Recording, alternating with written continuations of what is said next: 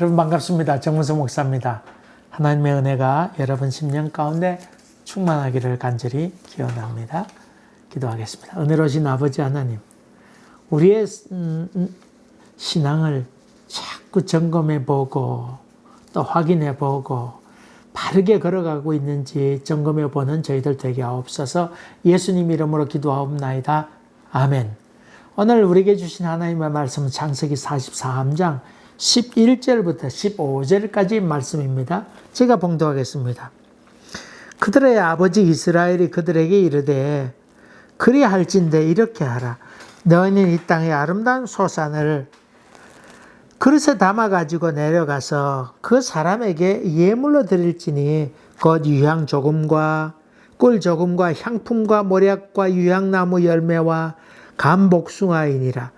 너희 손에 갑절의 돈을 가지고 너희 자루 아귀에 도로 넣어져 있던 그 돈을 다시 가지고 가라. 혹 잘못이 있었을까 두렵도다. 내 아우도 데리고 떠나 다시 그 사람에게로 가라. 전능하신 하나님께서 그 사람 앞에서 너에게 은혜를 베풀사 그 사람으로 너희 다른 형제와 베냐민을 돌려보내게 하시기를 원하노라. 내가 자식을 잃게 되면 이르리로다.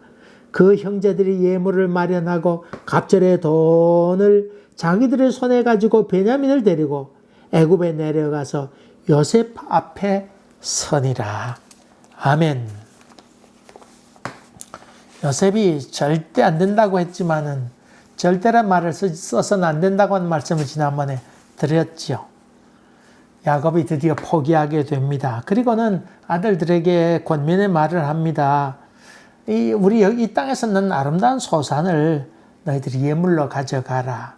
예물이라고 하지만은 예물이 아니고 사실은 뇌물을 가져가는 것이죠. 유향 조금과 꿀 조금, 그리고 향품과 모략, 다 비싼 거였습니다.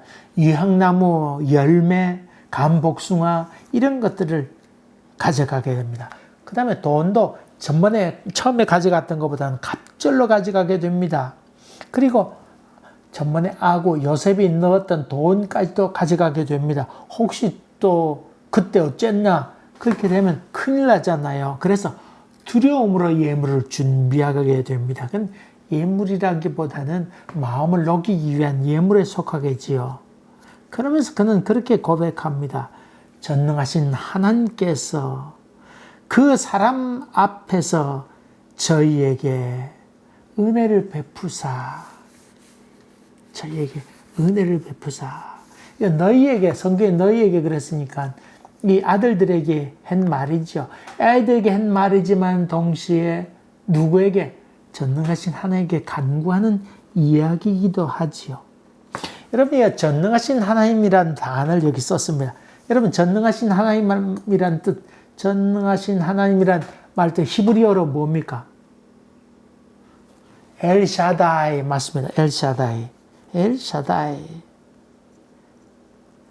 이 전능하신 하나님이라고 하는 말은 단순히 힘 있는 하나님이다.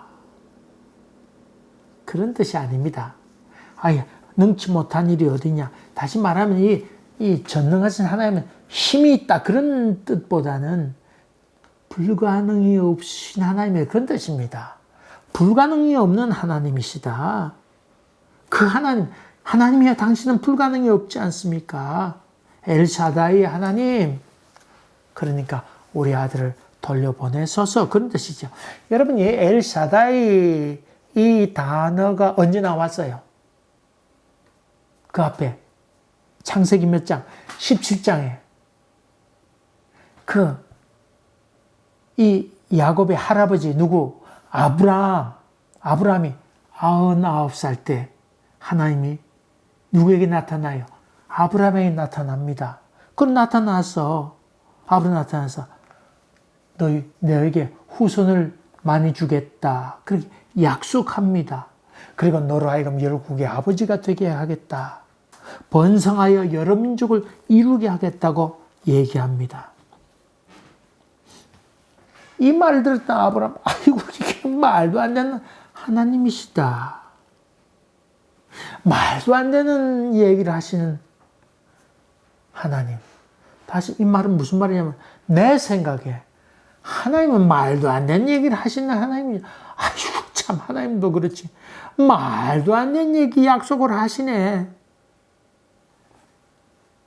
그런데 그분이 와서 성취하겠다고 말씀하시네. 내 생각에는 말도 안 되는 얘기지만은, 말도 안 되는 얘기를 가능케 하시는 엘샤다이, 전능하신 하나님, 그런 뜻입니다. 다시 말하면 내 생각과 가치관을 넘어서는 불가능을 가능케 하는 능력의 하나님. 이 지금 야곱이 전능하신 하나님, 엘샤다이의 하나님, 이런 말 쓰고 있지요. 그런 점을 본다면 이 야곱은 베냐민에 대해서 이제 끝났다고 생각했습니다. 이제 희망이 없다. 그 사람이 아들 데려오려고 하면 더군다나 시므온이 거기 잡혀 있잖아요. 그러니까 뭐 다 잡아가려고 하나 보다. 노예로 삼으려고 하나 보다. 그렇게 당연히 생각했습니다. 그리고 자기 잃어버린 아들 요셉처럼 이 베냐민도 이제는 잃어버렸구나. 그 마음까지 확신했습니다. 이게 하나님에 대한 확신이 아니고 이제 잃어버렸구나. 그런 확신이 그 가운데 들었다고 하는 겁니다. 이럴 때 썼던 단어가 엘샤다이입니다. 엘샤다이. 이렇게 썼던. 아브람. 그는 100세 때 99살 됐는데 아들 주겠다는 겁니다. 사라가 지금 경수가 끊어져서 더 이상 나올 수 없는 상황 가운데 거했습니다. 사라 역시 그 말 듣고는 웃었습니다. 이런 상황 가운데 엘샤다이, 전능하신 하나님, 모든 불가능을 가능케 하신 하나님이라 그런 뜻이지요. 이 절망감이 야곱을 사로잡았습니다. 절망감이, 이제는 이 기근으로 인해서 이제는 아들을 잃어버렸구나. 뭐 어떻게 자식을 잡아먹을 수도 없는 것이고, 이런 생각을 갖게 됐는데 이럴 때 전능하신 하나님을 찾게 됩니다. 엘샤다이. 이 엘샤다이, 이 말은 우리의 과학적인 생각, 이성, 상식, 전통, 자기가 했던 경험, 생각하고 있는 것, 이런 모든 것들을 다 넘어서는 하나님, 그런 뜻입니다. 그런 뜻입니다. 머리에 상식이 있고 더 지식이 가득 차고 먹물이 점점 들어서게 될 때에 엘샤다이의 하나님이 앉을 자리는 점점 좁아지게 되고 그 하나님의 자리는 코너에 몰려가게 되는 것을 봅니다. 하나님의 신비에 대해서 저들은 비웃습니다. 아이고, 말 되는 얘기 하라고.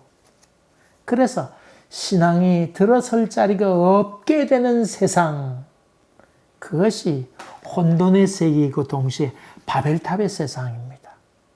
바벨탑의 세상입니다. 여러분, 이번에 코비드 사건 보지 않습니까? 여러분, 이렇게 21세기에 과학문명이 발달한 세계 살면서 아유, 뭐 다 백신 만들면 뭐 또 백신 나면 치료제 다 나올 거로 생각했습니다만은 그 세계 첨단이라고 하는 미국에서 60만 넘게 죽었습니다. 60만 명 이상이 죽었다 그 말이지요. 지금은 무서히 죽고 있습니다. 조사를 안 해서 그렇지. 무서히 죽었습니다. 여러분, 인간이 큰 소리 친다지만은 그게 되는 일입니까? 말 되는 얘기입니까? 딱 10년 전에 쓰나미가 일본을 덮치지 않았습니까? 그 쓰나미가, 그 파도가 어디까지 가는 겁니까? 태평양 넘어서 미국 해안까지 그게 갑니다. 몇 시간 만에. 자연재해도 얼마나 큽니까? 대단하죠. 하나님께서 한번 너를 바라시면 설 수 있는 것이 아무것도 없다고 하는 것입니다.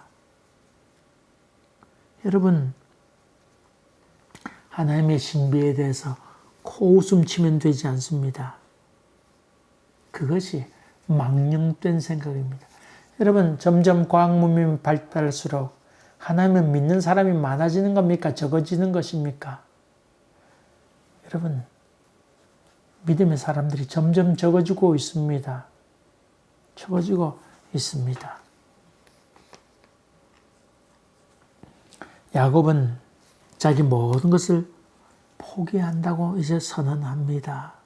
전능하신 하나님, 엘샤다이 하나님이 말은, 하나님, 나 이제 더 이상 내 생각으로 판단할 힘이 없습니다. 이제 아들을 깨끗이 포기합니다. 그런 선언이죠. 그리고는 하나님의 은혜를 구합니다. 여러분, 우리 기도 중에 은혜로우신 하나님, 이 얼마나 가볍게 이것을 사용하고 있습니까? 너무 가볍게 은혜란 단어를 사용하고 있죠. 습관적으로 또 언어가 표현 부족해서 너무 은혜로우신 하나님 아버지, 너무 그렇게 사용하지 않습니까? 그런 자 본다 그러면 참 은혜란, 조금만 우리 삶을 반추해 보면 은혜 아닌 것이 없습니다. 우리가 호흡하는 공기, 또 우리가 숨 쉬는 것, 맥박이 뛰는 것, 마시는 물, 또 운전해 볼수록 더 그렇게 느낍니다. 미친 산에 가서 쾅 받으면 어떡할 겁니까? 참 이러지도 못하는 저런 상황 가운데 살 때도 많은데, 그래도 질서 있게 세상이 돌아가는 것, 전기, 맥박 뛰는 것, 또 혈압 같은 것도, 또 저는 당뇨가 있는데 혈당을 이렇게 매일 재지 않습니까? 근데 우리 인간은요, 감사를 모릅니다. 이렇게 아프고 나서야 은혜를 합니다. 예, 인간입니다. 이거 바보 같은 인간들. 다 잃어버리고 난 다음에서야 참 그거 참 귀한 것이었구나 하는 생각을 하게 되는 것이죠. 이제 야곱은 아들을 잃게 되는 상황에 처하게 될 때에 전능하신 하나님이라는 고백을 하게 되고, 그리고 하나님의 은혜를 간구하고 있습니다. 이민 목회에 힘든 것 든다 그러면 여러 가지 있겠습니다만은, 무엇보다도 이별하는 고통이 큰 것 아니겠습니까? 참 같이 믿음 생활하던 사람이 이런저런 이유로 인해서 다른 곳으로 떠나보내게 될 때, 유학 와서 있다가 좀 믿음 없는 애들이 자라서, 믿음이 자라서 이제 좀 크게 되면 이제 또 돌아가게 되는 경우도 있게 되고, 또 주재원들이 있다가 또 떠나게 되고, 또 이민 왔다가 또 돌아가는 사람이 있고, 애들 공부시키러 왔다가 또 떠나가는 경우도 있고, 또 영주권 받으러 여기 왔다가 또 다른 곳으로 떠나가는 경우도 있고, 사업 실패로 인해서 떠나가는 경우도 있고, 이런저런 일로 인해서 떠나보낼 때의 슬픔이, 고통이 큰 것이지요. 오늘 지금 야곱 상황은 그 사랑했던 베냐민을 이제 생이별하는 상황 가운데 거하게 된 것 아닙니까? 이 생이별하는, 자기가 참 그렇게 애주인 키웠던 아들을 하는 수 없이 생이별하게 될 때 하나님의 은혜를 지금 간구하고 있습니다. 죽으면 죽었지 보낼 수 없다고 지금까지 버텼지만은 이젠 더 이상 버틸 여력이 없게 될 때에 깨끗이 그것을 포기하고 대신 하나님의 은혜를 간구하는 상황에 처하게 됩니다. 그 은혜라고 하는 것은 하나님이여 다시금 돌려보내 주옵소서. 그가 눈물에 간절한 기도가 있지 않았을까요? 그리고 그는 그렇게 고백합니다. 내가 자식을 잃게 되면 잃으리로다. 내가 자식을 잃게 되면 잃게 될 것이다. 이제 믿음의 결단 앞에 그는 서게 됩니다. 이제 이 베냐민 이렇게 되면 어쩌겠는가, 내가 이제 더 이상 내가 할 수 있는 것이 아무것도 없는데 하나님의 손에 의탁합니다. 내가 하나님께서 이 아들이 이렇게 된다 할지라도 내가 거기에 이제 미련을 두지 않겠습니다. 하나님께서 데려가는 사람인 줄 알고 내가 거기에 대해서 더 이상 어떻게 생각하지 않겠습니다. 그런 고백이지요. 에스더가 내가 죽으면 죽으리로다. 죽으면 죽으리로다 하는 고백도 바로 그런 고백이었죠. 여러분, 기도가 뭡니까? 오늘 그 야곱의 기도를 통해서 알 것이 있습니다. 그것은 기도를 통해서 어떤 상황이 발생했을 때 기도를 통해서 이게 내가 할 수 있는 내 한계 안에 있는 것인지 아니면 한계 밖에 있는 것을 하나님 좀 깨닫게 하옵소서 하는 기도가 우리의 기도입니다.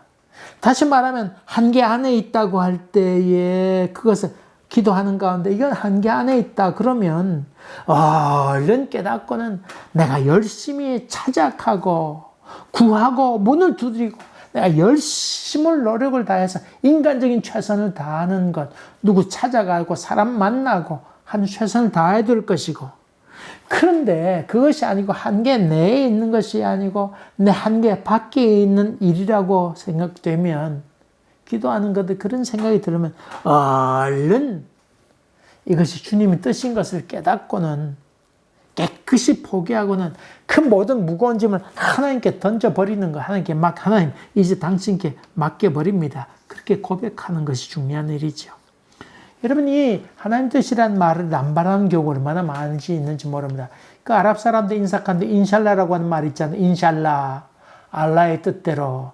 그 이집트에 여행 갔을 때 사고 난데 보니까 죽일 듯이 싸우더니 조금 있다 곧 돈 얼마에 수록은 끝내버리고 맙니다. 그런 인샬라, 알라의 뜻대로 그렇게 됐다. 그리고 끝내버립니다. 교통사고는 사람 죽잖아요. 그러면요, 죽일 듯이 달리지만 얼마 배상한 다음에는요, 아무렇지도 않은 들 다 돌아서 가버립니다. 가족들은 난리법석십니다만은.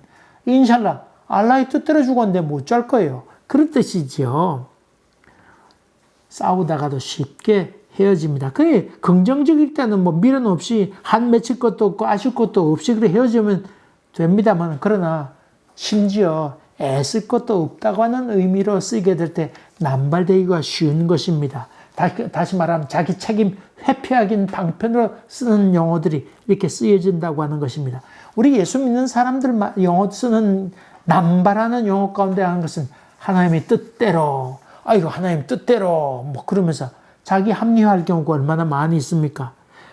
자기 이익을 위해서는 죽을 똥살똥 집착하고 욕심으로 열심을 냅니다만은, 그러나 그렇지 아니하고 그렇지 않은 일에 대해서는 이거 하나님의 뜻이다 그러면서 책임을 모두 하나님에 떠맡기면서 포기하고 자기 무책임하고 돌아서는 경우도 얼마나 많이 있습니까? 여러분, 그래서 우리가 점검해 봐야 할 것이 있습니다. 내가 이렇게 일할 때 이것이 하나님 뜻이라고 얘기할 때 이것이 믿음에 의한 고백인지 아니면 무책임해서 자기 피하기 위한, 책임 회피하기 위한 방편으로 하나님의 뜻이라고 쓰는 단어인지 하는 것을 분별해야 된다고 하는 것입니다. 진지하게 물어야 된다고 하는 것입니다. 전도해야 되는데 비가 와서 비가 오니까 이거 하나님 뜻이다, 이거 하지 말라는 뜻이다, 그렇게 때렸든지 뭐든지 복음 전해야 될 것 아닙니까? 비 온다고 안 하고 그런 법이 어디 있어요? 하나님 뜻이다 그렇게 해서 책임 회피하는 경우도 얼마나 많이 있습니까? 더구나 잘 믿는다고 하는 사람들 쓰는 용어 가운데 하나님의 뜻이라는 말을 너무나 남발하는 경우도 얼마나 많이 있습니까? 여러분, 신앙을 한번 생각해 봅시다. 함부로 이런 말을 써서는 안 됩니다. 이 야곱은 한계선상에 왔을 때, 아들을 잃어버릴 때 이르면 이르려니와 이르리로다. 그러나 하나님이여, 엘샤다의 하나님이여, 당신의 손에 의탁합니다. 여러분, 신앙은 내가 무책임한 선택인지 아니면 믿음의 선택인지를 점검해 보는 것이 신앙입니다. 이런 진지한 물음이 여러분 생활 가운데 있기를 주의 이름으로 간절히 기원합니다. 기도하겠습니다. 은혜로우신 아버지 하나님, 우리 신앙에 있어서 조금 더 진지해질 수 있도록 인도하여 주시고 남발하지 않도록 도와주시옵소서. 예수님 이름으로 기도하옵나이다. 아멘. 여러분 감사합니다. 또 뵙겠습니다.